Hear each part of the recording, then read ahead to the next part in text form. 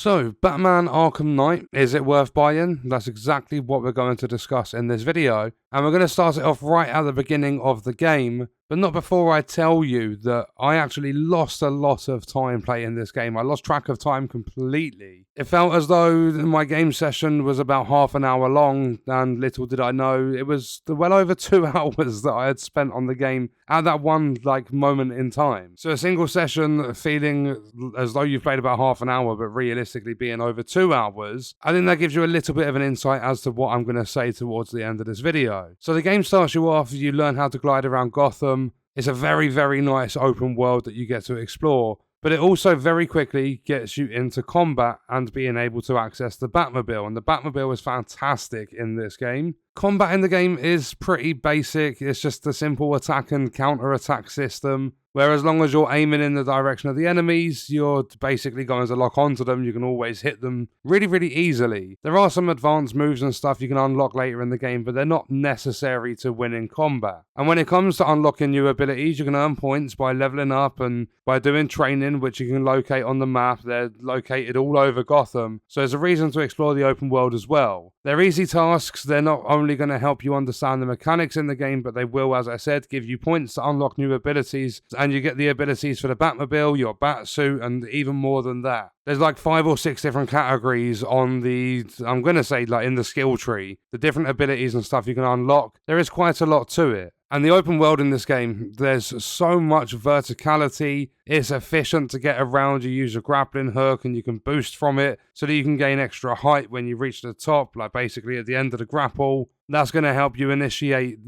gliding, and you can boost around. It's just so much fun to fly around, essentially, glide around in this game world. But not only that, upgrades are available to make it even better. You'll start getting upgrades for a lot more stuff the further you get into the game. So whilst you're progressing through the game, you're doing the missions, you're going to unlock new things for the Batmobile. One of the things that I really like is the winch. It lets you attach to certain points, and you can pull entire walls down and stuff. But you'll also at some point be given a new suit. It's quite early in the game, and it helps you absorb damage that's taken by guns. So there's things to do in the game that's going to benefit you when you're in melee combat, when you're against enemies that have guns and stuff. And I really like how as you're progressing through the game, it gives you things that you're going to need at that sort of moment in time. But not only that, you have the ability to remote control the Batmobile. You can call it in whenever you need to. You can eject out of it so that you can glide around straight from the Batmobile. There's a lot of stuff you can do with that vehicle. And as well as the main story missions, you'll have other missions available to take on.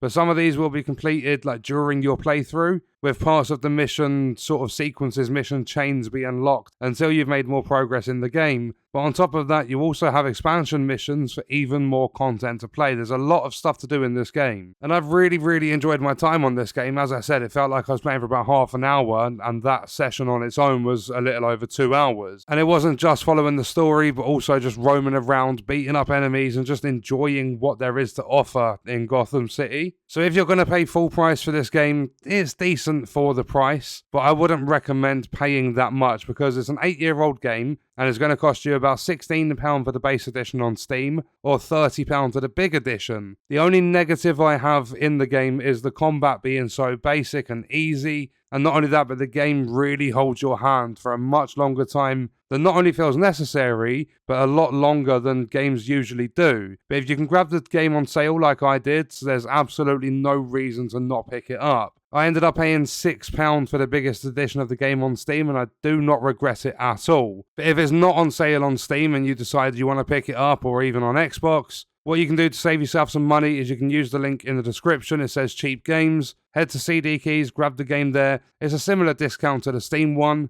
and I believe even after the Steam sale, CD Keys will still have that sort of price on the game. And just so that you guys know, that is an affiliate link, so you will be supporting the channel at the same time. But it's not just Batman Arkham Knight, there's loads of games and stuff on the site, and you'll save yourself a good amount of money when it comes to buying games. And then to wrap this one up, to answer the question, is Batman Arkham Knight worth buying? Yes, it is, and I strongly say yes, it is. But I recommend grabbing it on sale just because it's an 8-year-old game. And on that note, we are going to leave the video there. If you enjoyed it, leaving a like is appreciated. If you wish to support me further as a creator, there are links in the description. Let me know your thoughts about the video in the comments. And if you want to watch more, you can click the video on screen. All support on the channel is greatly appreciated, and I hope you enjoyed it. Thank you for watching.